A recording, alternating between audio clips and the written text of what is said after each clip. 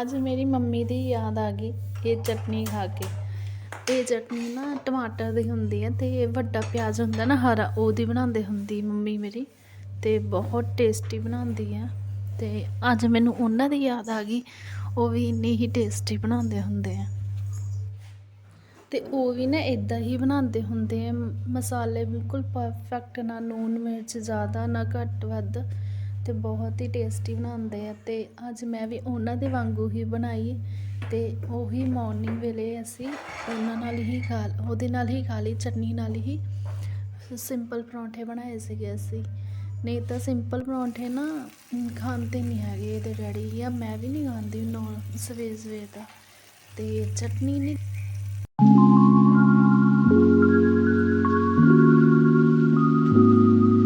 ਬਰਕਤ ਕੌਰ ਨੂੰ ਸ਼ਗਨ ਦੇ ਕੇ ਆਏ ਅਸੀਂ। ਅੱਜ ਬਰਕਤ ਕੌਰ ਨੂੰ ਸ਼ਗਨ ਦੇ